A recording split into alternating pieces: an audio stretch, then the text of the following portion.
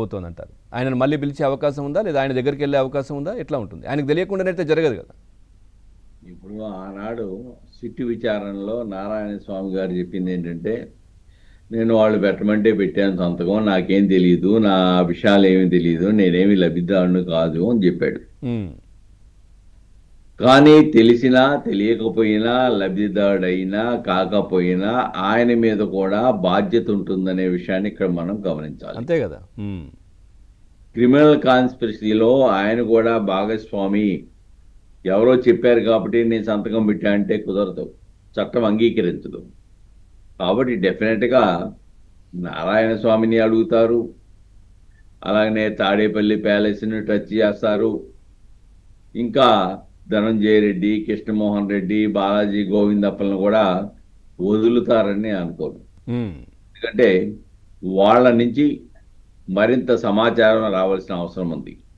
ఇది మామూలుగా ఎవరికోళ్ళు తీసింది కాదండి. మరి ఈయన సాయిరెడ్డి పరిస్థితి ఏంటి సార్? విజయసాయిరెడ్డి గారు 5 నుంచి వచ్చింది ఇది. విజయసాయిరెడ్డి గారి పరిస్థితి ఏంది?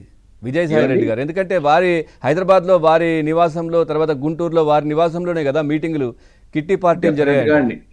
ఈరోజు అసలు ప్రాథమికంగా శంకుస్థాపన జరిగింది అక్కడే, ఆయన ఇంట్లోనే కదా విజయసాయిరెడ్డి. కాబట్టి విజయసాయిరెడ్డి మా సమక్షంలో జరిగిందని ఆయన స్వయంగా ఒప్పుకున్నాడు. ఆయన పాపం కాకినాడ గొడవ జరుగుతున్న పోర్టు గొడవ దగ్గర ఆయన స్పష్టంగా చెప్పింది ఏంటంటే, కేసిరెడ్డి రాజశేఖర్ రెడ్డి చాలా చేశాడు, ఈ మద్యం కేసులో ఆయనదే పాత్ర అన్న తర్వాతే కదా ఈ యొక్క కథ అంతా ముందుకు నడిచింది. ఆయన అక్కడి వరకే ఆగుతున్నారు, ఆ పైకి వెళ్ళట్లే. నేను మొత్తం బయట పెట్టానంటే కొంపలు మునిగిపోతాయని చెప్తున్నాడు, కానీ అవి బయట పెడతలా.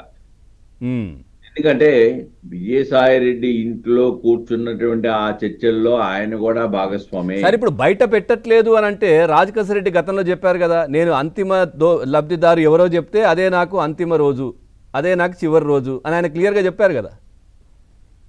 ఇక్కడ ఒకటండి, మనం అనేక కేసుల్లో చూసాము, వివేకానంద మర్డర్ కేసులో చూస్తున్నాము, అలానే పరిటాల రవి మర్డర్ కేసులో చూసాము, ఏ విధంగా సాక్షులు చనిపోయారో, చివరికి ముద్దాయిలు కూడా ఏ విధంగా చనిపోయారో చూసాం. కాబట్టి ఇంత పెద్ద కుంభకోణం, కొంతమంది వ్యక్తుల యొక్క చరిత్రలను మార్చేసే కుంభకోణం. కాబట్టి డెఫినెట్గా అన్ని ప్రయత్నాలు జరుగుతాయి. డెఫినెట్గా ఎవరు బహిర్గతమై బయటకు వచ్చినా కానీ అలాంటి సంఘటనలు జరగడానికి అవకాశాలు ఉన్నటువంటి కేసు ఇది. ఈ రోజున విజయసాయిరెడ్డి కూడా నా పాత్ర లేదు, నేను ఇప్పుడు వివేకానంద రెడ్డి గారి దాంట్లో కూడా చాలా మంది వెళ్ళిపోతున్నారు కదా సార్, చాలా మంది పోతున్నారు కదా. అవును, అనుమానాస్పదలో మృతి చెందుతున్నారు, జరిగాయి, అనుమానం వ్యక్తపరుస్తున్నారు. మరి యువకుడుగా ఉన్న డాక్టర్ కూడా చనిపోయాడు కదా. అవును. కాబట్టి ఇక్కడ ఒకటి చాలా స్పష్టమండి, ఈ కేసులో విజయసాయిరెడ్డి ఇంట్లో ఎప్పుడైతే మొట్టమొదటిసారిగా సమావేశం జరిగిందో దాంట్లో పాల్గొన్న వాళ్ళు, తర్వాత పాలసీలో భాగస్వాములైన వాళ్ళు, ఈ యొక్క వివిధ రకాలుగా మనీ ట్రయల్ చేసిన వాళ్ళు, రవాణా కాంట్రాక్టులు తీసుకున్న వాళ్ళు, లేకపోతే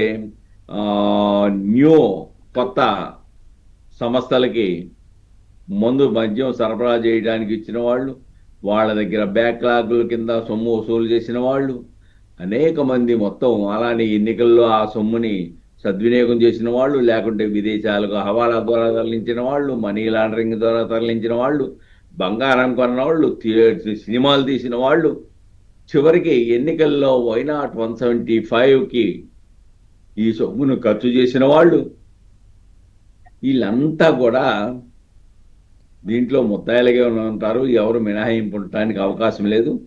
వాళ్ళ తలరాత బాగోపోతే ఎవరైనా కానీ అప్రూవర్గా మారితే కొద్దిగా విచారణ సంస్థలు వాసుదేవరెడ్డి అప్రూవర్ గా నేను మారుతానన్నా కానీ కోర్టు తీసుకోవట్లేదు కదా సార్, నిజమేనా? అంటే అప్పుడు ఏమైందంటే అండి, దాంట్లో చట్ట ప్రకారంగా అప్రూవరుగా ఈయన ప్లస్ మరొకరు ఇద్దరు కూడా మేము అప్రూవర్గా మారతామని కోర్టులో వేశారు.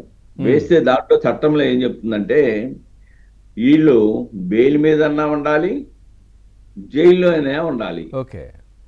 ఈ రెండు లేవు కాబట్టి ఆ యొక్క మీరు అప్రూవర్గా మారతామనే ఆ పిటిషన్ని మేము విచారించలేము అని చెప్పేసి పిటిషన్ని తిరస్కరించింది. ఓకే. కాబట్టి ఆ లీగల్ టెక్నికాలిటీస్ మీద రిజెక్ట్ చేసింది. ఆల్రెడీ వాస్తవంగా చెప్పుకోవాలనుకుంటే వాసుదేవరెడ్డి అలానే మరొక అతను ఇచ్చినటువంటి కొన్ని ప్రాథమిక సాక్ష్యాధార ప్రాథమికంగా అప్రూవర్ అయ్యి రైట్. ఓకే. ఓకే. ఇచ్చిన సమాచారం కూడా ఈ కేసు విచారణలో సహకరించిందని మనం స్పష్టంగా రైట్ సార్. చెప్పవచ్చు. ఒక్కసారి మళ్ళీ వస్తాను. ఇదేమైనప్పుడు కూడాను ఈడీ సిట్టు కొంత జాప్యం జరుగుద్ది, కానీ అయినప్పుడు కూడాను అంతిమ దోపిడీదారుడి దగ్గరికి వెళ్ళుద్ది, వీళ్ళందరినీ విచారిస్తుంది. విచారించిన తర్వాత టెక్నికల్గా ఈ ప్రభుత్వం దగ్గర ఏముందంటే చట్టబద్ధతగా వెళ్ళాలి, ఆధారాలు లేకుండా చంద్రబాబు నాయుడు గారిని